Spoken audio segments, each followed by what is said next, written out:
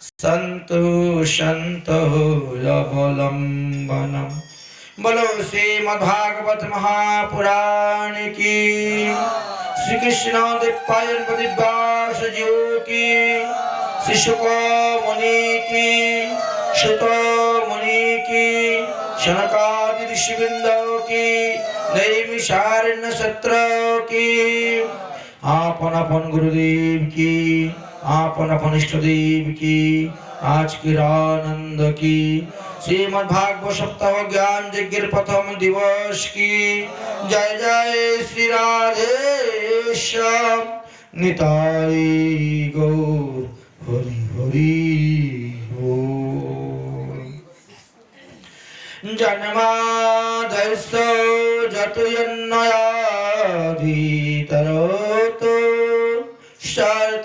सर्वविद्याय सराटो तेन ब्रह्म हृदय आदि कवये मज्जन्ति यं सूरयो तेजवारे मृदं जता विनिमायो जत्रपि सर्गो मृषा धाम्ना स्वेन सदा निरर्थकुहकं सत्यं परं धीमहि। श्रीमद्भागवत महापुराणेर प्रथम स्कंदेर प्रथम अध्यायेर प्रथम नम्बर श्लोकेते भागवतेर मंगलाचरण करा हयेछे। मंगलाचरण हय त्रिविध प्रकार, आशीर्वाद, वस्तु निर्देश और नमस्कार। जे कोनो ग्रंथ आरम्भे देवें मंगलाचरण करा हय एवं गुरु वैष्णव भगवान के प्रणाम करा हय, तिनेर शरण ग्रहण करा हय। मंगलाचरणे प्रत्येकेई तार निज निज इष्टदेवेर प्रणाम करे थाकेन, स्तुति करे थाकेन, भक्ति करे थाकेन।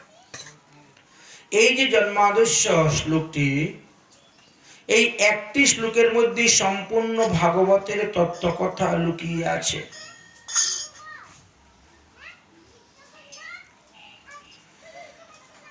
এই শ্লোকটিকে ব্রহ্ম গায়ত্রী স্বরূপ বলা হয়েছে। আমরা যেখানে প্রচুদয়াৎ উচ্চারণ করে থাকি, এখানে 13 শব্দ বলা হয়েছে। तारपरे की बोलें सत्यम परम धीमहि, ईश्वर सत्य जगत मिथ्या। যারা সত্য, যাহা সত্য তাহার কোনোদিনও ধ্বংস নেই, বিনাশ নেই। ব্রহ্মাদি দেবগণ কংসের কারাগারে যখন উপস্থিত হয়েছিলেন, তখন দেবকীর গর্ভেও তারা ওই সত্যেরই বন্দনা করেছিলেন। सत्य व्रतं सत्य परम त्रिसत्यं सत्यश्च योनिं निहितश्च सत्य सत्यश्च सत्यमृतं सत्यो नित्यं सत्यात्मकौतं शरणं प्रपन्ना। सत्येर बंधन। हे प्रभु, अपनी सत्य संकल्प स्वरूप, सत्यई आपनाके लाभ करार श्रेष्ठ साधन। सृष्टिर पूर्व अवस्थाय हईते आरम्भ करे प्रलयेर परवर्ती अवस्था पर्यन्त এই সংসারে স্থিতিকালে এই ত্রিবিধ সত্যই অবস্থানের মধ্যে আপনি সত্যরূপে বিরাজমান।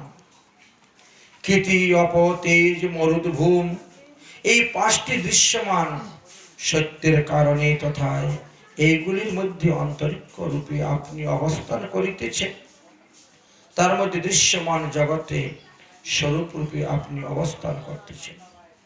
তাই আমরা আপনাকে প্রণাম করি। ব্যাসদেব বড় বুদ্ধির সহিত মঙ্গলাচরণটি করলেন। তিনি যদি এখানে কৃষ্ণ শব্দ উচ্চারণ করতেন, তাহলে কৃষ্ণ ভক্তরা বলতেন যে এই গ্রন্থটা আমাদের, এটা আমাদের গ্রন্থ, অন্য কারো গ্রন্থ নয়।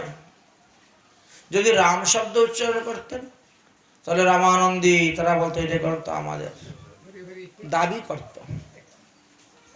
এই জন্য তিনি সত্যম পরম ধীমহি বলে গ্রন্থের মঙ্গলাচরণটি সম্পূর্ণ করলেন।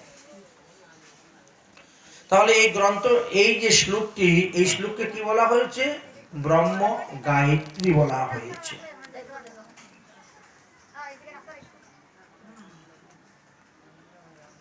গায়ত্রী অর্থে এই গ্রন্থ আরম্ভন সত্যম পরম সম্বন্ধ ধীমহি সাধন প্রয়োজন। তাহলে এই শ্লোকের দ্বারা আমাদেরকে তিনটি বস্তু দেখালেন: সম্বন্ধ, অভিধেয় এবং প্রয়োজন। প্রতিটা জীবেরই সম্বন্ধ করা কর্তব্য ঈশ্বরের সঙ্গে। সম্বন্ধ আছে, আমরা মায়ার কবলে পড়ে সেই সম্বন্ধটাকে ভুলে গেছি। জগতের পিতা কৃষ্ণ জেনা বোঝে বাপ, পিতৃদ্রোহী প্রাতকিরি জন্মে জন্মে তাপ। সম্বন্ধ থাকবে না কেন? জীবের স্বরূপ হয় নিত্য কৃষ্ণ দাস, সম্বন্ধ তো আছেই। তুমি প্রভু, আমি দাস। তাহলে মঙ্গলাচরণের দ্বারা কি হয়? আমরা জানতে পারলাম যে আমাদের বিঘ্ন বিনাশ হয় এবং অনায়াসে আমাদের মনের বাঞ্ছিত পূরণ হয়। এই জন্য প্রথম শ্লোকের দ্বারা মঙ্গলাচরণ করলেন। দ্বিতীয় শ্লোকের দ্বারা আস্বাদন করলেন যে এই ভাগবত কারা পাঠ করার অধিকার, কারা শ্রবণ করার অধিকার। বললেন যে ধর্ম প্রজ্জিত কৈতব্য অত্র পরম নির্মৎসরাণাং সতাং। মাৎসর্য শূন্য হয়ে ভাগবত পাঠ করতে হবে এবং শ্রবণও করতে হবে। আচ্ছা, মাৎসর্য কারে বলা হয়? অপরের ঐশ্বর্য যদি সহ্য করতে পারে না যে, তাকে মাৎসর্য বলে। অপরের, অন্যের ভালো সহ্য হয় না, অপরের ঐশ্বর্য। অমুকে 5 তলা করে দিল, আমার হলো না, একে এমন ভাবে ডাউন করবো, বাস 1 তলাও থাকবে না। একে বলা হয় মাৎসর্য। কুবুদ্ধি দিয়ে নষ্ট করে দিবে তার। যাই হোক, মাৎসর্য নিয়ে বসে ভাগবত পাঠ শ্রবণ করলে, কীর্তন করলে এতে ফল লাভ হয় না। তাহলে মাৎসর্য শূন্য হতে হবে। মত ঐশ্বর্য শূন্য হলেই তাকে মাৎসর্য বলা হয়। আচ্ছা, ঐশ্বর্য শূন্য হওয়া তো অত সহজ নয়। অন্যের উৎসর্গ সহ্য না করাকে তো মাৎসর্য বলে। দেখেন, আপনাদেরকে একটা গল্প শোনাচ্ছি। চাঙ্গদেব নামে এক যোগী পুরুষ ছিলেন। তো তিনি যোগ সাধনের দ্বারা মৃত্যু দেবতাকে 14 বার সরিয়ে দিয়েছেন। না, এখনো মারব না আমি, যাও ফিরে যাও। আজকালকার লোক তো চমৎকারকে নমস্কার করে, একটু কিছু চমৎকার দেখলেই বলে বাহ, তিনি ভগবান। মৃত্যুকে সরিয়ে দিয়েছেন, কম ব্যাপার নাকি? তো লোক এসে তিনার কাছ থেকে দীক্ষা শিক্ষা নিতে শুরু হলো। ধীরে ধীরে তিনার মান যশ প্রতিষ্ঠা বৃদ্ধি হতে শুরু হলো। এইভাবে কিছুদিন গত হয়ে গেল। তারপরে জ্ঞানেশ্বর নামে এক কৃষ্ণ ভক্তের আবির্ভাব হলো। জ্ঞানেশ্বর এমনই কৃষ্ণ ভক্ত, তিনি ভগবত প্রেমে দ্বারা ভগবত কৃপা লাভ করেছিলেন।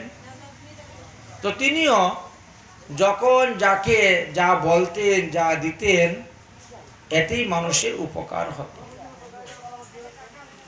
তো ধীরে ধীরে জ্ঞানেশ্বরের প্রভাবটা বিস্তার হইতে শুরু হয়েছে। ক্রম অনুসারে চাঙ্গেশ্বরের নিকটে গিয়ে সেই সংবাদ পৌঁছেছে। চাঙ্গেশ্বর সহ্য করতে পারলেন না। কারণ এত তো এই এলাকার মধ্যে আমিই থাকবো একমাত্র সিদ্ধ পুরুষ, যোগী পুরুষ, আমার থেকে দ্বিতীয় কেউ থাকবে না। কিন্তু জ্ঞানেশ্বরের যে যুগ সাধনের কথা শুনতেছি, তাকে একটু পরীক্ষা করে দেখার প্রয়োজন। তাই জ্ঞানেশ্বরকে নিমন্ত্রণ দিলেন তিনার বাড়িতে আসার জন্য। কি বলে নিমন্ত্রণ দিবেন, সম্বোধনটাই খুঁজে পাচ্ছেন না। শ্রদ্ধেয়, আদরণীয়, পূজনীয়, স্নেহাশিস একটা কিছু বলে তো পত্রটা লিখতে হয়। ঐশ্বর্যতে এত উচ্চ অহংকার হয়েছে যে বিনা সম্বন্ধে তিনি চিঠি দিলেন, এত তারিখ অমুক দিন আমার কাছে আসবে, আমি তোমার সিদ্ধি পরীক্ষা করব। জ্ঞানেশ্বর চিঠি পেয়ে চাঙ্গেশ্বরের নিকটে রওনা হয়েছেন দেখা করার জন্য। চাঙ্গেশ্বর মনে মনে চিন্তা করলো, অনেক লোকের মুখে জ্ঞানেশ্বরের সিদ্ধি কথা শুনতে পেরেছি, তো যদি আমার আশ্রমে এসে আমার সঙ্গে সিদ্ধি করতে গিয়ে আমাকে পরাজিত করে দেয়, তাহলে তো লোকের কাছে আমি লজ্জা পাব। এখন যতটা মান সম্মান ছিল সেটাও নষ্ট হয়ে যাবে। যাই, রাস্তাতে গিয়ে তাকে একটু পরীক্ষা করে আসি, ভয় আছে। তিনি কি করলেন, মন্ত্রের দ্বারা বনের বাঘকে বশ করলেন, একটা সর্পকে বশ করলেন মন্ত্রের দ্বারা। তারপরে বাঘের পিঠের মধ্যে বসে সর্পে দিয়ে লাগাম তৈরি করে তিনি রওনা হয়েছেন জ্ঞানেশ্বরের কাছে যাওয়ার জন্য। জ্ঞানেশ্বর রাস্তা দিয়ে হেঁটে যাচ্ছেন মালা জপ করে করে। হঠাৎ দেখা যায় হই হই রই রই করে অনেকগুলা লোক আসতেছে। আশেপাশের পথিককে জিজ্ঞেস করলেন, এত কোলাহল কেন? বলে, চাঙ্গেশ্বর মহাযোগী আসতেছেন। ও, তাহলে তিনি আমাকে স্বাগত জানার জন্য আসতেছেন। ঠিক আছে। জ্ঞানেশ্বর রাস্তার পাশে একটা বড় পাথর ছিল, ওই পাথরের মধ্যে বসে আছেন। জ্ঞানেশ্বরের কাছে কয়েকজন লোক বসা, আর চাঙ্গেশ্বরের পিছনে তো বহু লোক আসতেছে। সামনে এসে উপস্থিত হয়েছেন। জ্ঞানেশ্বর হাত জোর করে প্রণাম করছেন চাঙ্গেশ্বরকে। যোগীবর, দণ্ডবত প্রণাম। আপনি কে? আমি সেই জ্ঞানেশ্বর, আপনি যে আমাকে চিঠি দিয়েছিলেন আজকে আপনার সঙ্গে দেখা করার জন্য, তাই যাচ্ছি। তো এত দেরি কেন? তোমার জন্য কি আমি বসে থাকবো? আমার কি আর কাজকর্ম নেই? মহারাজ, আমি তো পায়ে হেঁটে আসতেছি, এই জন্য সময় লাগবে। ঠিক আছে ঠিক আছে, বসো, আমার এই বাঘের পিঠে বসো, চলো আমার বাড়িতে। তোমার সিদ্ধির কথা অনেক শুনেছি, আজকে তোমার সিদ্ধি পরীক্ষা করব। জ্ঞানেশ্বর বললেন, আমি তো কোনো সিদ্ধি লাভ করি নাই। ভগবত ইচ্ছায় যাকে যা দেই, যাকে যা বলি সেটা হচ্ছে। আমার তো শক্তি নেই কিছু করার। তো আমার আবার কি সিদ্ধি আপনি পরীক্ষা করবেন?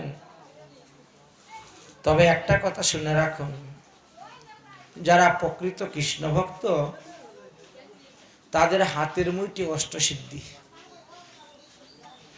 কিন্তু সিদ্ধি চায় না। যারা সিদ্ধিকে চাবে তারা কৃষ্ণকে পাবে না, তারা কৃষ্ণ প্রেম পাবে না। এই জন্য প্রকৃত কৃষ্ণ ভক্তরা কখনো মুক্তি চায় না, ভক্তি যে ভোগের দ্রব্য চায় না, সিদ্ধি চায় না। ঠিক আছে ঠিক আছে, এত কথা রাস্তায় বলার দরকার নেই, চলো আমার আশ্রমে। ঠিক আছে, আপনি যান, আমি আসতেছি। আরে বাবা, তোমার তো দেরি হয়ে যাবে, সহ্য হচ্ছে না। দেরি হবে না, আপনার আগেই আমি পৌঁছে যাব। তখন দুই হাত জোর করে পাথরকে বলছে, হে পাথর, আমি যদি কৃষ্ণ ভক্ত হয়ে থাকি, কৃষ্ণের ভজন করে থাকি, তা তুমি আমাকে আকাশমার্গে উড়িয়ে নিয়ে চাঙ্গদেবের বাড়িতে পৌঁছিয়ে দাও। পাথর চাঙ্গদেব এই জ্ঞানেশ্বরকে নিয়ে উঠতে শুরু হয়ে গেছে। চাঙ্গেশ্বর পুরো চিন্তার মধ্যে পড়ে গেলেন, আমি তো বনের বাঘকে মন্ত্রের দ্বারা বশ করেছি, কিন্তু এর পাথর, ওর তো কোনো পাখা নাই, ওর তো কোনো প্রাণ নাই, পাথর কোন আকাশে উড়ে, তো আশ্চর্য কথা। এ কোন সিদ্ধির দ্বারা আপনি পাথরের মধ্যে প্রাণ প্রতিষ্ঠিত করে আকাশে উড়িয়ে দিচ্ছেন, আমাকে বলুন।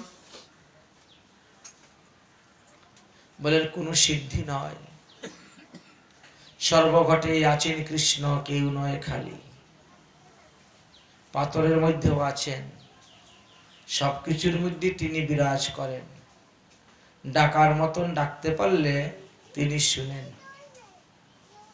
জ্ঞানেশ্বরের কথা শুনে চাঙ্গেশ্বরের মোহ দূর হয়ে গেল, ক্ষমা চাইলেন। এই বিদ্যা শিক্ষা লাভ করতে চাইলেন যে পাথরকে কিভাবে আকাশে উড়ানো যায়। বলে ও তো আপনি মান যশ প্রতিষ্ঠার জন্য শিখতেছেন, আপনি আত্মকল্যাণের জন্য তো এই সমস্ত যোগ শিক্ষা নিচ্ছেন না। জগতে মান পাবেন, সম্মান পাবেন, প্রতিষ্ঠিত হবেন, তার জন্য। তো এইভাবে মাৎসর্য যাদের মধ্যে আছে, তারা ভাগবত পাঠ করলেও লাভ হয় না, শ্রবণ করলেও লাভ হয় না। এই জন্য বলছে নির্মৎসরণাং সতাং, সাধু মাৎসর্য শূন্য হয় ভাগবত পাঠ শ্রবণ করলে। আচ্ছা, আরেকটা মাৎসর্যের উদাহরণ আমরা পেয়েছি শাস্ত্রে। বিন্দু পর্বত আর হিমালয় পর্বত দুজনের মধ্যে। হিমালয় পর্বত মাউন্ট এভারেস্ট সবথেকে উচ্চ লম্বা না? তো হিমালয়ের খুব গর্ব, আমার থেকে শ্রেষ্ঠ কেউ নাই, আমার থেকে বড় পর্বত, শ্রেষ্ঠ পর্বত কেউ নেই। উনি যেখানে যান সেখানেই এই গল্প। জানিস আমার মেয়েকে মহাদেব বিয়ে করেছে, আমার মেয়ের জামাই হলো মহাদেব, দেবাদিদেব মহাদেব। এত গর্ব, এত অহংকার, যেখানে যান সেই ভাবে। তো শুনতে শুনতে শুনতে শুনতে বিন্দু পর্বতের আর ভালো লাগছে না। আরে বাবা, তুমি এত পাহাড়, এত ক্ষমতা দেখাচ্ছ, তোমার মেয়ের জামাই মহাদেব হলো তো কি হলো? হ্যাঁ, তাতে কি হলো? তাতে আমাদের কি হলো? বলছে এইরকম একটা জামাই বানিয়ে দেখা তো দেখি। ঠিক আছে, ঠিক আছে, আমিও একটা মেয়ের জন্ম দিব, এমন মেয়ে জন্ম দিব, আর সেই মেয়েকে এমন জায়গায় বিবাহ দিব, তোমার মেয়ের জামাই এসে আমার মেয়ের জামাইকে প্রণাম করবে। দেখেছেন, কেউ কারু ঐশ্বর্য সহ্য করতে পারে না।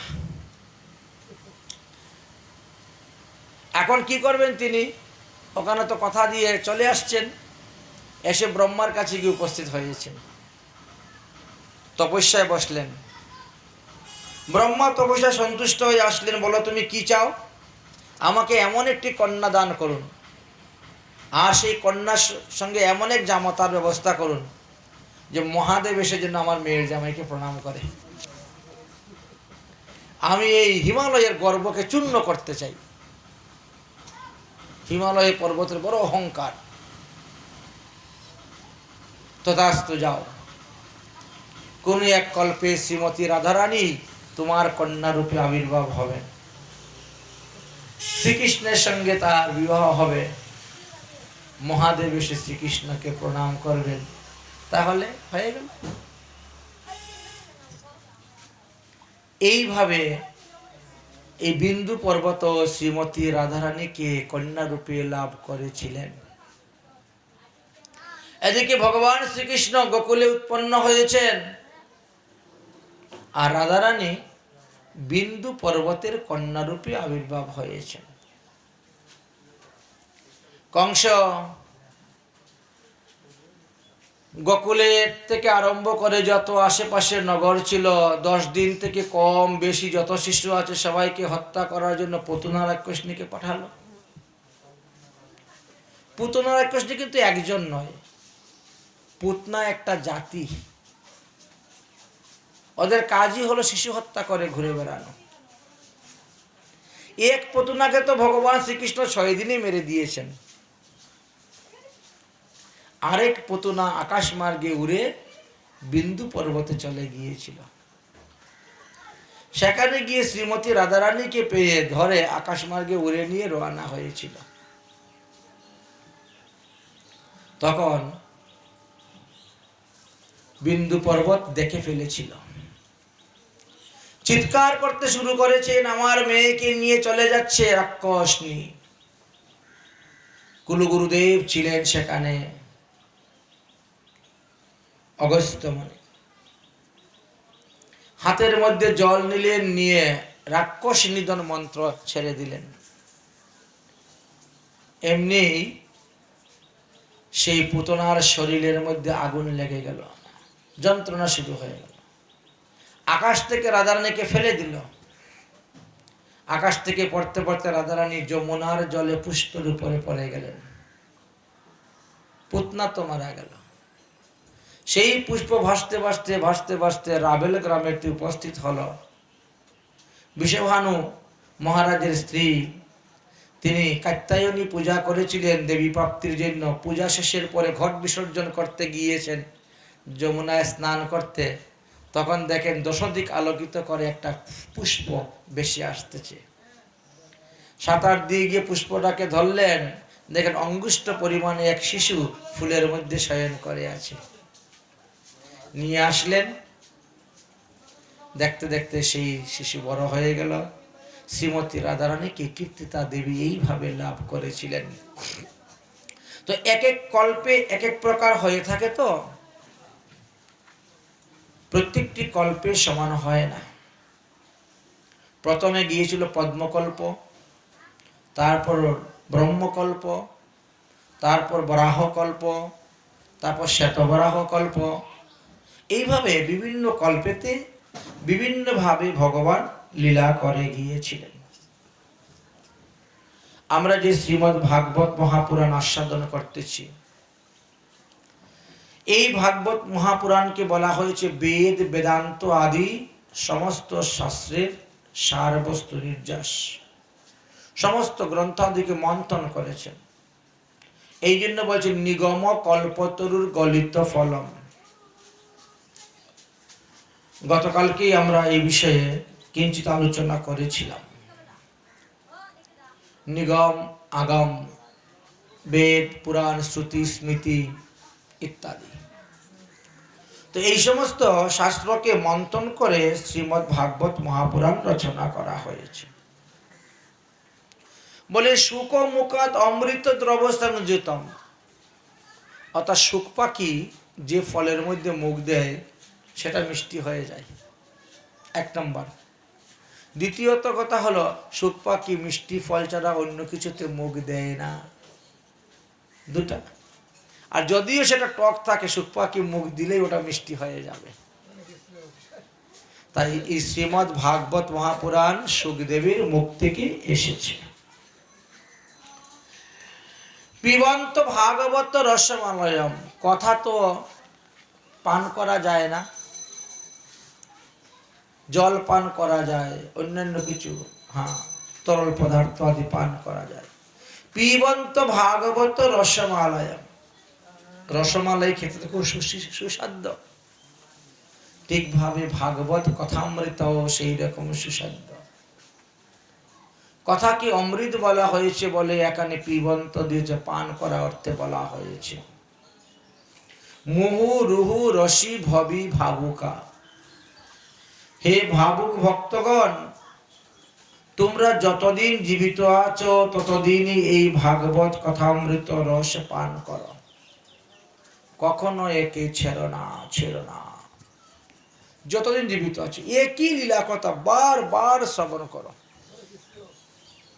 যতবার শ্রবণ করবেন ততই নিত্য নতুন বলে মনে হবে। ভগবানের লীলার এমনই মহিমা। আমরা গতকালকে বলেছিলাম যে নৈমিষারণ্যে 60,000 ঋষিগণ ভাগবত প্রাপ্তির জন্য তারা যজ্ঞ আরম্ভ করেছিলেন। তাদের সংকল্প ছিল 1000 বৎসর যাবৎ তারা সংকল্প করে এই যজ্ঞ করবেন। তারপরেও যদি ভাগবত প্রাপ্তি না হয় তাহলে যজ্ঞের বিশ্রাম দেওয়া হবে। যাই হোক, এদের ভাগ্যের উদয় হলো।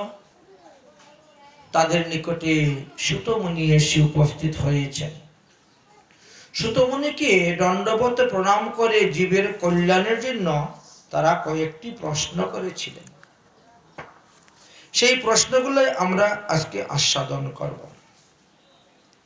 তাদের প্রথম প্রশ্ন ছিল, যেই সব শাস্ত্র পুরাণ আর গুরুজনদের উপদেশে আমরা শ্রবণ করে এসেছি, তার মধ্যে কলিযুগের জীবের পরম কল্যাণকারী সহজ সাধন উপায় কি আপনারা বলবেন।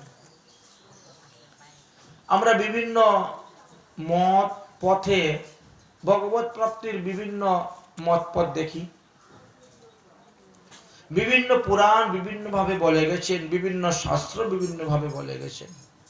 কারণ এই 18টি পুরাণকে 3 ভাগে ভাগ করা হয়েছে।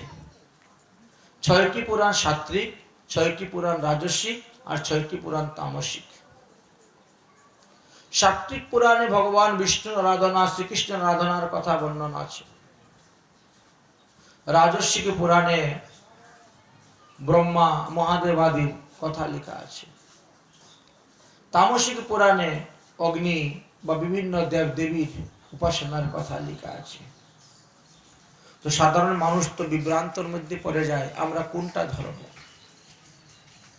শতগুণের লোক সাত্ত্বিকটা ধরে, রজগুণেরটা রাজস্বিক, তমগুণের লোকরা তামসিক, আর সেই রকম তারা গতিপ্রাপ্ত হয়ে থাকে।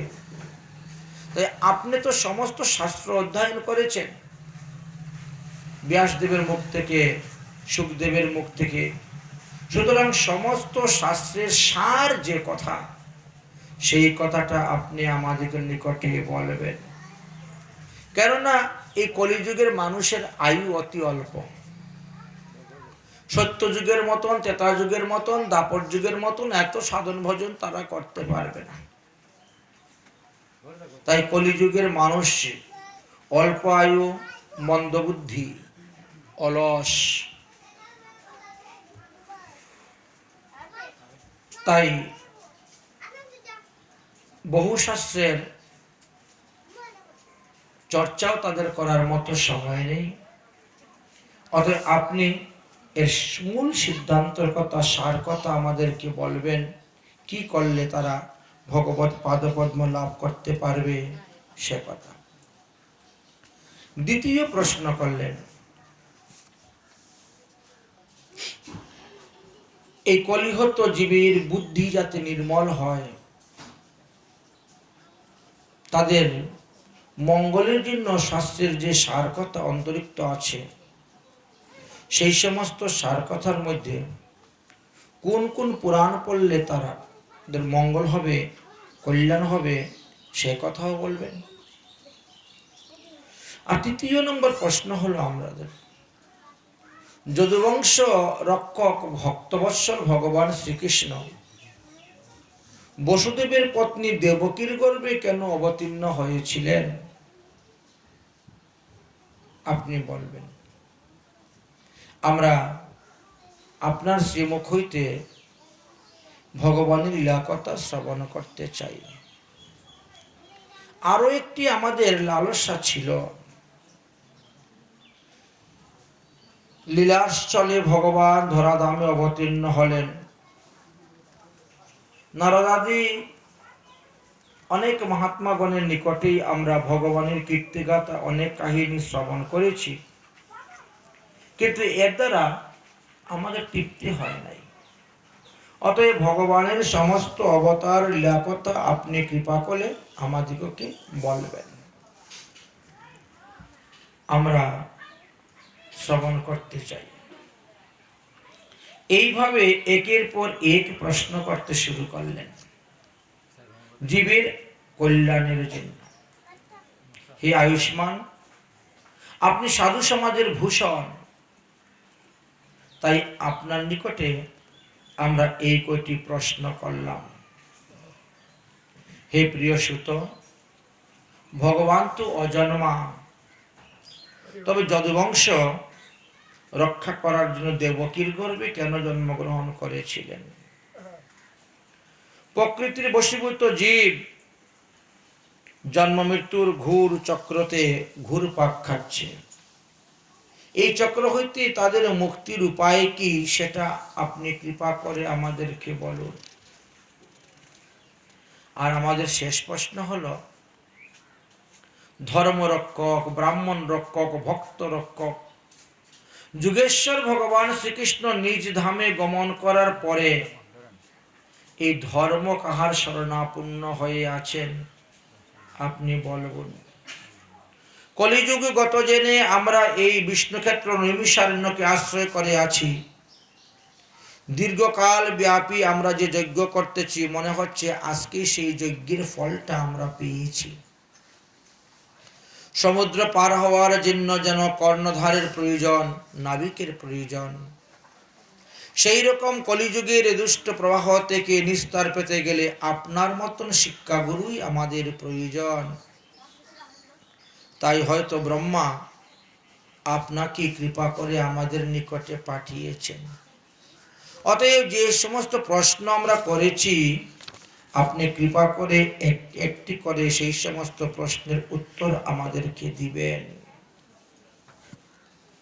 সুতমুনি বললেন, হে শৌনকাদি ঋষিগণ, জীবের কল্যাণের জন্য আপনারা যে 5টি প্রশ্ন করেছেন, অবশ্যই আমি সেই 5টি প্রশ্নের উত্তর দিব।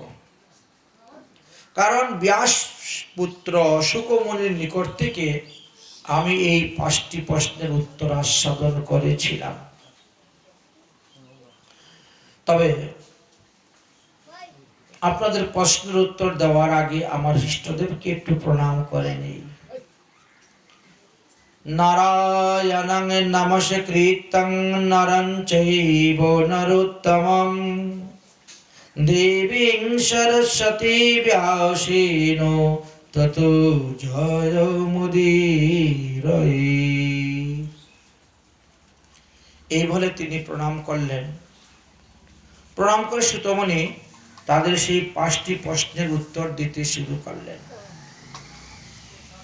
প্রথমে প্রশ্ন ছিল যে কলিযুগের মানুষ কিভাবে অনায়াসে ভগবত পাদপদ্ম লাভ করতে পারবে। এই প্রশ্নের উত্তর দিতে গিয়ে তিনি বলেন, বাসুদেবী ভগবতী ভক্তি যুগং প্রয়শ্চিত জনতা আশু বৈরাগ্য জ্ঞানং যদ হেতুকম। কলিযুগের মানুষের একমাত্র কর্তব্যই হলো শ্রীকৃষ্ণ ভজন করা। এর দ্বারাই তারা সমস্ত পাপ থেকে মুক্ত হয়ে হরিধামে গমন করতে পারবে। অতএব কৃষ্ণ ভজন ছাড়া জীবের মুক্তির আর কোনো উপায় নেই। ব্রহ্মেতি পরম এতি ভগবানেতি শব্দতে, সেই ভগবানকে কেউ ব্রহ্ম বলেন, কেউ পরমাত্মা বলেন, কেউ ভগবান বলেন। এই 3 ভাবে লোকে বলে থাকেন। কলিযুগের জীবের মঙ্গলের জন্য সকল শাস্ত্রের সার হলো শ্রীমদ্ ভাগবত। শ্রীমদ্ ভাগবত মহাপুরাণ আস্বাদন করবে আর সাধু সঙ্গ করবে, সাধুমুখী হরিকথা শ্রবণ করবে। তস্মাৎ একং মনুষা ভগবান সত্যতং পতি শ্রুতিব্য কীর্তিব্যশ্চৈত ধ্যানত পূজ্যশ্চ নিত্যদা। প্রতিদিন শ্রীকৃষ্ণের পূজা করুন, শ্রীকৃষ্ণের লীলাকথা শ্রবণ করুন, শ্রীকৃষ্ণের লীলাকথা চিন্তন করুন, শ্রীকৃষ্ণের লীলাকথা কীর্তন করুন। এটাই হলো কলিযুগের জীবের একমাত্র মহ ঔষধ, যে ঔষধের দ্বারা তার ভবরোগ নিবারণ হয়ে যাবে। ভবরোগ কাকে বলে?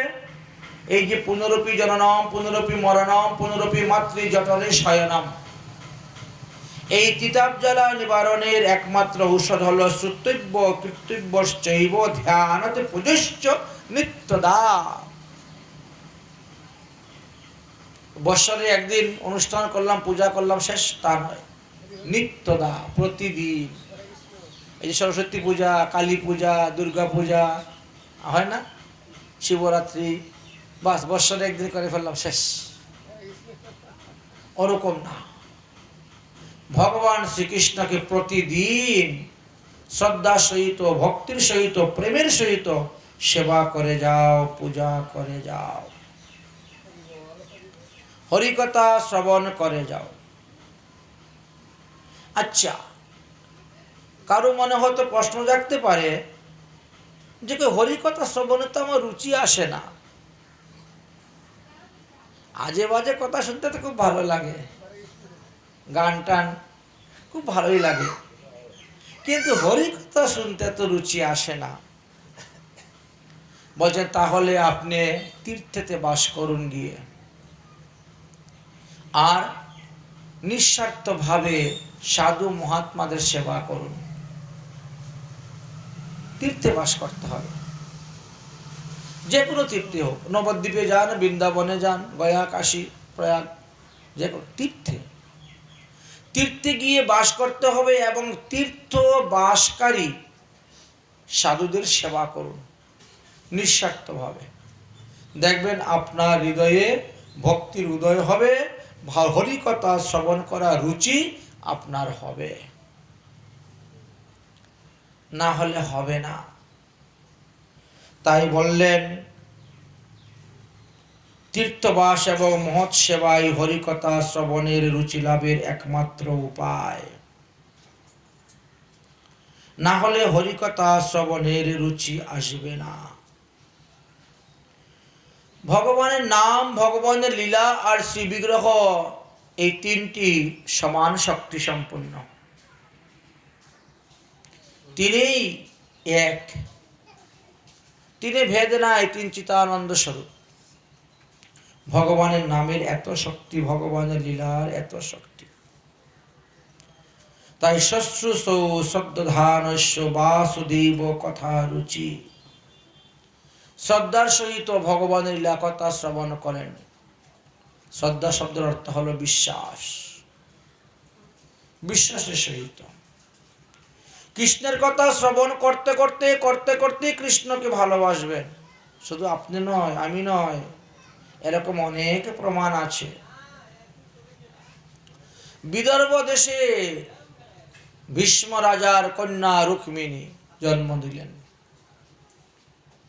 কোনদিন তো কৃষ্ণকে দেখেন নাই, কিন্তু দেবর্ষি নারদ মধ্যে মধ্যে যেতেন আর কৃষ্ণ কথা আলোচনা করতেন।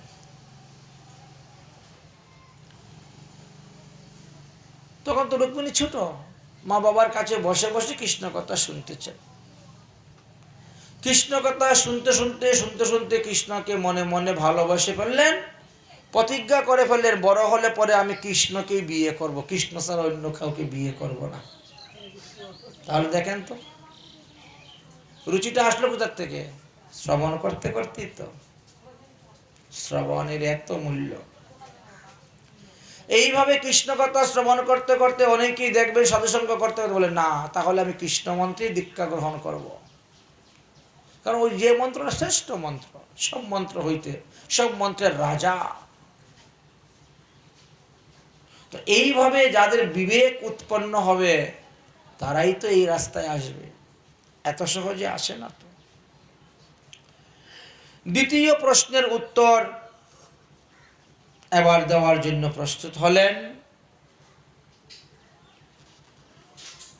বলছেন সার কথার কথা বললেন। সমস্ত গ্রন্থের সার কথা কি? বলে সমস্ত গ্রন্থের সার কথা হলো কৃষ্ণ কথা।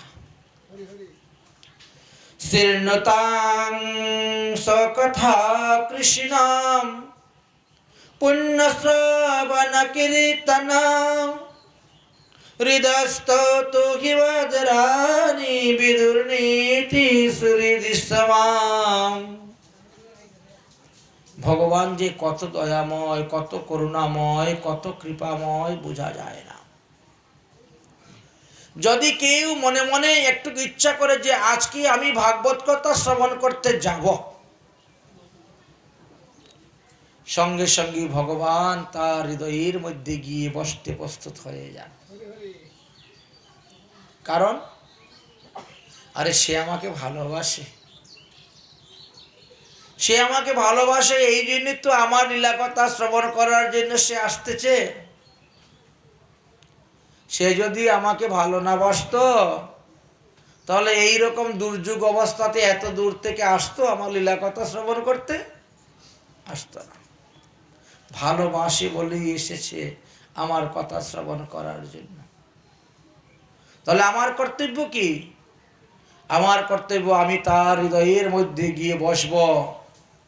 আর তার হৃদয়ের মধ্যে যে কতগুলো কুসংস্কারের গাঁট বাঁধা আছে, কুসংস্কারের গাঁট, ওই একটা একটা করে সমস্ত গাঁট খুলে দিব। তার ভিতরে দুর্বাসনা কুবাসনা যা কিছু আছে সব দূর করে দিয়ে তাকে ধুয়ে মুছে শুদ্ধ করে দিয়ে আমার ভক্ত করব, আমার দাস করে আমার নিত্য ধামে আমি তাকে নিয়ে চলে যাব। হৃদয়স্থ তুই ভদ্রাণী।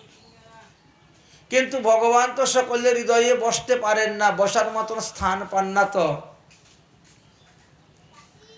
সকলের হৃদয় ধুয়ে মুছে পরিষ্কার নয়। এই দেহটা হলো একটি মন্দির, হৃদয়টি হলো সিংহাসন। হৃদয় সিংহাসনে যদি কেউ ভগবানকে বসাতে চায় তাহলে মন্দিরটাকে ধুয়ে মুছে পরিষ্কার রাখতে হবে, সিংহাসনটাকে ধুয়ে মুছে পরিষ্কার রাখতে হবে, পবিত্র রাখতে হবে। পবিত্র স্থানেতি ভগবান, অপবিত্র স্থানে মূল নহে গতাগতি। ভুলে পাওয়া যায়, শ্মশানে মশানে ঘুরে বেড়ায়, কিন্তু শ্রীকৃষ্ণ পবিত্র স্থান থাকা চাই। এখন প্রশ্ন হলো, ভগবান যদি আমাদের হৃদয়ের মধ্যে এসে বসেই যান, ভগবান যদি আমাদের হৃদয়ে বিরাজ করেন, তাহলে তো আমাদের ভবরোগ নিবারণ হয়ে যাওয়ার কথা। ভগবান আমাদের হৃদয়ে থাকা সত্ত্বেও কেন আমাদের ভবরোগ নিবারণ হচ্ছে না? শুনো, তারও পিছনে একটি কারণ আছে। আচ্ছা, কি কারণটা? তখন বলছেন, একটা উদাহরণ না দিলে তুমি বুঝতে পারবে না। আচ্ছা বলো তো উদাহরণ কি? বলছেন যে কোনো এক গৃহস্থের একটা গাভী ছিল। তো গাভীটা সকালবেলা 5 লিটার দুধ দিত, বিকালবেলা 5 লিটার দুধ দেয়। 10 লিটার দুধ বিক্রি করে গৃহস্থ তিনার সংসার চালাচ্ছেন। হঠাৎ কি হয়েছে, গাভী অসুস্থ হয়ে পড়েছে। তো খাওয়া দাওয়া বন্ধ হয়ে গেছে, আস্তে আস্তে দুধ দেওয়া বন্ধ হয়ে গেছে। শেষ পর্যন্ত গাভী আর উঠে দাঁড়াতে পারে না, একদম মৃত্যুশয্যায় সজ্জিত। গৃহস্থের তো মাথা খারাপ হয়ে গেছে, গাভীটাই আমার সম্বল, এখন কি হবে উপায়? বিভিন্ন জায়গায় খবরাখবর নেওয়া নিয়ে অনেক ঔষধপত্র সেবন করালেন, কাজ হচ্ছে না। খবর পেলেন এক বৈদ্যরাজ। বৈদ্যরাজের খবর পেয়ে তিনাকে ডেকে নিয়ে আসলেন। তিনি আসে গাভীর চোখ দেখলেন, নারী পরীক্ষা করলেন, বিভিন্ন করে বললেন যে হ্যাঁ, আপনার গাভীকে গব্যঘৃত সেবন করাবেন, দেখবেন ওটা ভালো হয়ে যাবে। তো গৃহস্থ বলছে, বৈদ্যরাজ আপনার কি মাথা খারাপ হয়েছে? কেন? আরে গরু, গাভীকে আবার গব্যঘৃত গরুর ঘি খাওয়াবো কেন? আরে ওর ভিতরে তো ঘি আছে। আচ্ছা, যদি এই গাভীর ভিতরে ঘি না থাকতো তা আমরা দুধের মধ্যে ঘি পাই কোথার থেকে? দুধটা তো গাভীর পেটের থেকেই আসতেছে। তাহলে তো ওর ভিতরে অনেক ঘি আছে। তো ওকে এত ঘি থাকা সত্ত্বে আবার ঘি খাওয়াবো কেন আমরা? বলছেন ওর ভিতরে যে ঘি আছে, ওই ঘিয়ের দ্বারা তার রোগ সারবে না, তো সেরেই যেত। আলাদাভাবে ঘি সেবন করাও, দেখবে রোগ ভালো হয়ে যাবে। ঠিক তেমনিভাবে আমাদের ভিতরে যে পরমাত্মা রূপে ভগবান বিষ্ণু অন্তর্যামী ভগবান বসে আছেন, পয়ুদুষায়ী বিষ্ণু, এই ভগবান আমাদের হৃদয়ে থাকা সত্ত্বেও আমাদের জন্ম মৃত্যু নিবারণ হবে না, আমাদের এই রোগ ভালো হবে না। তাকে পুনরায় আবার আস্বাদন করতে হবে। কিভাবে? ওই দীক্ষা গ্রহণ করে, দীক্ষা শিক্ষা নিয়ে সাধন ভজন করে তাকে আবার আস্বাদন করলেই জন্ম মৃত্যু নিবারণ হয়ে যাবে, মহারোগ শেষ হয়ে যাবে। এই হলো সেই কথা। তাই ভগবত তত্ত্ব বিজ্ঞান মুক্তম সঙ্গত জায়তে। প্রেমময়ী ভক্তির প্রভাবে যখন সংসারে সমস্ত বিষয়ের প্রতি আসক্তি আসবে, সংসার আর ভালো লাগবে না, সাধুসঙ্গ করতে ভালো লাগবে, হরিকথা শ্রবণ করতে ভালো লাগবে, হৃদয় আনন্দে ভরপুর হয়ে যাবে। তখনই বুঝতে পারবে যে তোমার একের পর এক বন্ধনগুলা ক্ষয় হচ্ছে। তাই ভগবান শ্রীকৃষ্ণতে ভক্তি রাখতে হবে, তবেই আত্মতত্ত্ব আত্মজ্ঞান লাভ করতে পারবেন।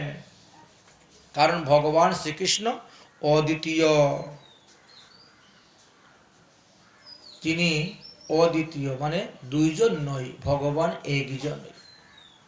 তাহলে আমরা যে রাম এক ভগবান, কৃষ্ণ এক ভগবান, আরো কত কত ভগবানের কথা শুনি, বলে এরা কেউ অংশ, কেউ অংশের অংশ, কেউ কলা, কেউ কলার কলা। একটা প্রদীপ থেকে যেন হাজারটা প্রদীপ জ্বালানো হয়, একটা জলাশয় থেকে যেমন হাজারটা জলের স্রোত চতুর্দিকে বেরিয়ে যায়, ঠিক তেমনি ভাবে মূল ভগবান থেকে অন্যান্য অবতারগুলো বেরিয়ে আসতেছে। যারা এই ভবসাগর পার হইতে চায় তারা রজগুণ এবং তমগুণ যুক্ত দেবদেবী বা ভূত প্রেতাদির পূজা না করিয়া সৎগুণ বৈশিষ্ট্য ভগবান বিষ্ণুর আরাধনা করবে, তবেই তাদের কল্যাণ হবে। তাই বেদ সমুদ্র সমতুল্য, বেদেতে অনেক তত্ত্বকথা বর্ণন করে গিয়েছেন, আর বেদ বেদান্তের সারবস্তুই হলো এই শ্রীমদ্ ভাগবত মহাপুরাণ। আচ্ছা, আপনারা আরেকটি প্রশ্ন করেছিলেন যে ভগবান শ্রীকৃষ্ণ কেন বসুদেবের পত্নী দেবকীর গর্ভে অবতীর্ণ হয়েছিলেন? এই আরেকটি প্রশ্ন আপনাদের ছিল, তদুত্তরে বলিতেছি, শ্রবণ করুন। বাসুদেব পরা বেদা বাসুদেব পরা মুখা বাসুদেব পরা যোগ বাসুদেব পরা ক্রিয়া।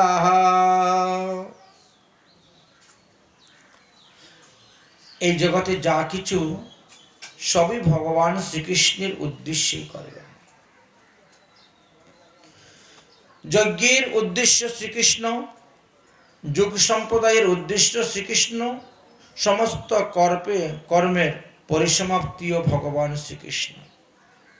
জ্ঞানের দ্বারা ব্রহ্মস্বরূপ শ্রীকৃষ্ণকে পাওয়া যায়, তপস্যার দ্বারা শ্রীকৃষ্ণকে প্রসন্নতা করা যায়, এবং শ্রীকৃষ্ণের জন্যই ধর্ম অনুষ্ঠান করাকেই বলা হয় প্রেম ভক্তি। ভগবানের সন্তুষ্টির জন্য, সুখের জন্য ভজন করা। ভগবান শ্রীকৃষ্ণ তিনি ভক্তদেরকে বিনোদন দেওয়ার জন্য, আনন্দ দান করার জন্য, ভক্তের মনোবাসনা পূর্ণ করার জন্য তিনি এসেছিলেন। তাই দেবকীকে নিমিত্ত করে তিনি আবির্ভাব হয়েছিলেন। বাস্তবে ভগবান কখনো মাতৃগর্ভে আসেন না, যোগমায়ের দ্বারা, বায়ু দ্বারা গর্ভস্থ উদরস্থকে এমন ভাবে রাখে দেন যে মা মনে করে যে সন্তান আমার পেটে এসেছে। যথাসময়ে গর্ভস্থ বায়ু বেরিয়ে চলে যায়, আর সেই সময়ে ভগবান সেখানে আবির্ভাব হয়ে যান। আবির্ভাব তিরুভাব কহে মাত্র বেদ। আমরা মানুষকে বোঝানোর জন্য বলে হ্যাঁ ভগবান জন্মগ্রহণ করেছেন। আচ্ছা, আমাদের আরো একটি প্রশ্ন ছিল যে ভগবানের কত কত অবতার আছে, আমরা একটু শুনতে চাই। সুতমন্ধি বললেন যে এই কোনো ব্যক্তি যদি ইচ্ছা করে তো আজকে কত ফোঁটা বৃষ্টি হয়েছে গণতে পারবে, গণে বলে দিতে পারবে। এই পৃথিবীতে কতগুলো ধূলিকণা আছে গণতে পারবে, আকাশে কতটা তারা আছে গণতে পারবে, কিন্তু ভগবানের অবতারের কথা কেউ গণে বলতে পারবে না। কেন পারবে না? আরে বাবা, ব্রহ্মাণ্ড কি একটা? এই রকম অনন্ত ব্রহ্মাণ্ড আছে, আর কোন ব্রহ্মাণ্ডে ভগবান কি রূপে এসে কি লীলা করে যাচ্ছেন সে কি আর সবাই জানে? আমরা এক ব্রহ্মাণ্ডেরই খবর রাখতে পারি না, অন্যান্য ব্রহ্মাণ্ডের খবর কি রাখবো? তবে হ্যাঁ, সর্বশাস্ত্র সমন্বয়ে ভগবানের 24টা মুখ্য মুখ্য অবতারের কথা আমরা পেয়েছি। সেই 24টি অবতারের কথা বলবো। ভগবানের প্রথম অবতার হয়েছিল কৌমার স্বর্গে। সনক, সনাতন, সনন্দ, সনত কুমার রূপে ব্রহ্মার পুত্র রূপে আবির্ভাব হয়েছিলেন তপস্যা আচরণ, ব্রহ্মচর্য আচরণ শিক্ষা দেওয়ার জন্য। দ্বিতীয় অবতার বিশ্বের মঙ্গলের জন্য ভগবান এই রসাতল হইতে পৃথিবীকে উদ্ধার করার জন্য বরাহ রূপে অবতীর্ণ হয়েছিলেন। তো আজকের আমাদের পাঠের বিষয়বস্তু বরাহ অবতার পর্যন্তই হবে।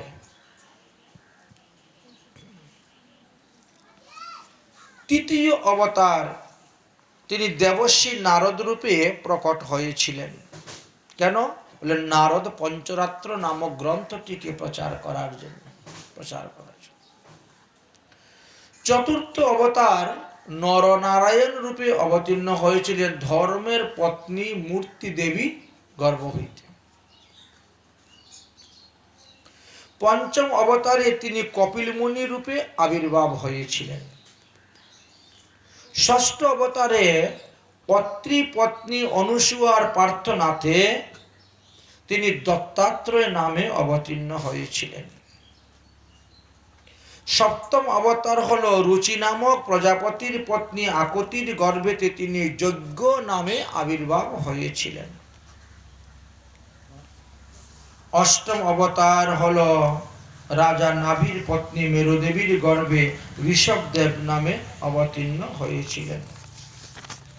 অষ্টম অবতার। নবম অবতার ঋষিদের প্রার্থনায় রাজা পৃথু রূপে অর্থাৎ বেন রাজার থেকে পৃথু রূপে তিনি অবতীর্ণ হয়েছিলেন। দশম অবতার তিনি মৎস্য রূপে অবতীর্ণ হয়েছিলেন। একাদশে কুর্ম রূপে অবতীর্ণ হয়েছিলেন। দ্বাদশে ধন্বন্তরী রূপে অবতীর্ণ হয়েছিলেন। ত্রয়োদশে মোহিনী রূপে অবতীর্ণ হয়েছিলেন। চতুর্দশে নরসিংহ রূপে অবতীর্ণ হয়েছিলেন। পঞ্চদশে বামন রূপে অবতীর্ণ হয়েছিলেন। ষোড়শ অবতারে পরশুরাম রূপে অবতীর্ণ হয়েছিলেন। সপ্তদশ অবতারে সত্যবতীর গর্ভে পরাশ মুনির ঔরসে ব্যাসদেব নামে অবতীর্ণ হলেন, যিনি এই ভাগবত রচনা করেছেন। 18টি পুরাণ 4 বেদকে বিভক্ত করলেন। সেই ব্যাসদেব আপনার আমার মতো সাধারণ মানুষ নয়।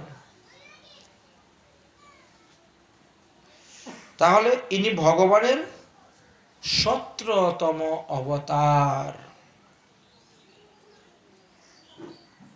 সপ্তদশ অবতারে ব্যাস রূপে আসলেন।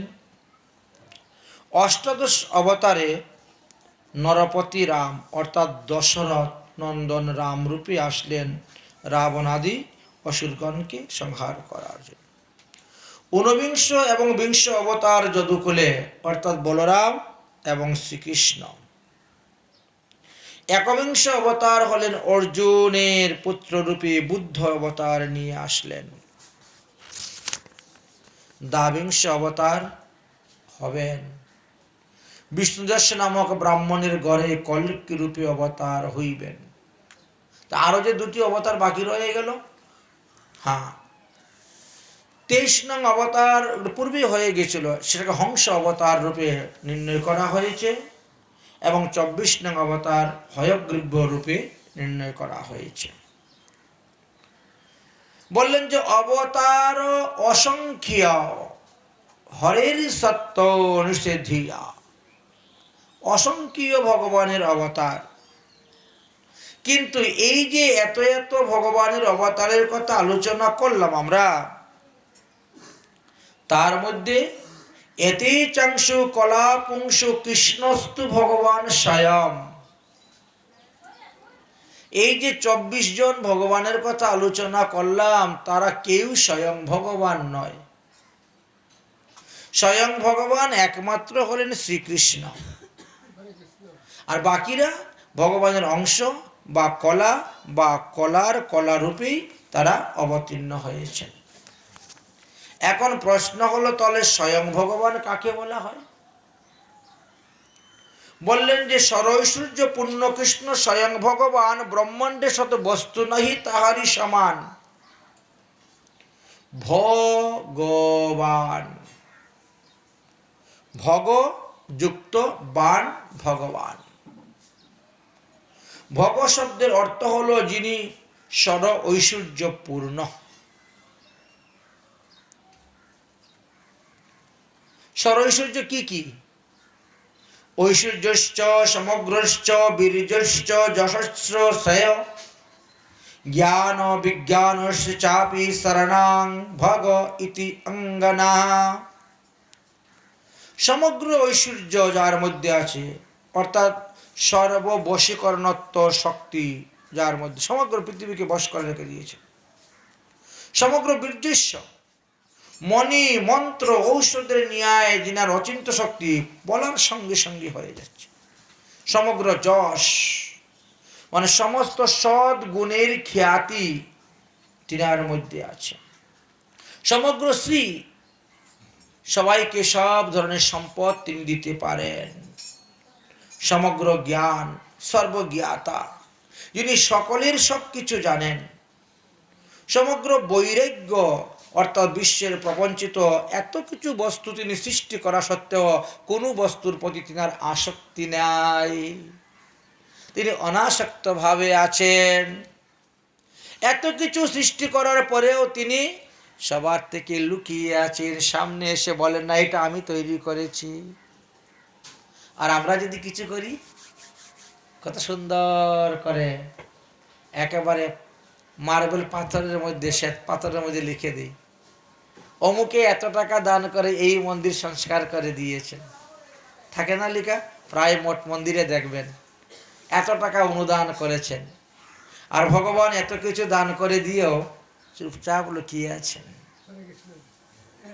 মানে আসক্তি নাই, অনাসক্ত। যার আসক্তি আছে সেই তো সামনে আসবে, বলবে। তাহলে আমরা পেলাম 6টি ঐশ্বর্যের কথা। 6টি ঐশ্বর্য যিনার মধ্যে আছে তিনাকে ভগবান বলা হয়েছে।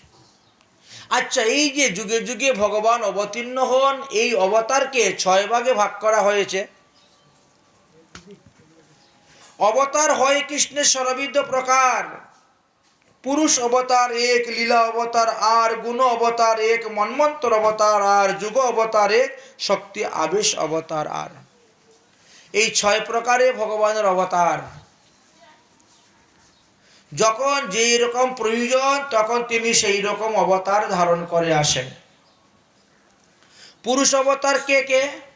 পুরুষ অবতার হলো শ্রীকৃষ্ণের 4টা: শঙ্কর্ষণ বিষ্ণু, গর্ভদোষায়ী বিষ্ণু, ক্ষীরোদশায়ী বিষ্ণু বা মহাবিষ্ণু, কারণ্যশায়ী বিষ্ণু। কারণ্যশায়ী শঙ্কর্ষণ বিষ্ণু, কারণ্যদোষায়ী বিষ্ণু বা মহাবিষ্ণু, গর্ভদোষায়ী বিষ্ণু এবং ক্ষীরোদশায়ী বিষ্ণু, এই 4টি। লীলা অবতার ভগবানের 25টা আছে। এগুলো ক্রম অনুসারে আমরা আলোচনা করব। গুণ অবতার ভগবানের 3টা আছে, ব্রহ্মা বিষ্ণু মহেশ্বর। যুগ অবতারও ভগবানের 4টা আছে। শক্তি আবেশ অবতার ভগবানের অনেকগুলির কথা বললেন। যেমন ভগবানের আবেশ অবতার কপিল দেব, ঋষভদেব।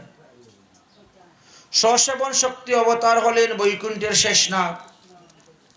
ভূ ধারণ শক্তির অবতার হলেন অনন্তনাগ। সৃষ্টি শক্তির অবতার হলেন ব্রহ্মা। জ্ঞান শক্তির অবতার হলেন চতুর্ষণ। ভক্তি শক্তি অবতার হলেন নারদমুনি। পালন শক্তি অবতার হলেন পৃথু রাজা। দুষ্ট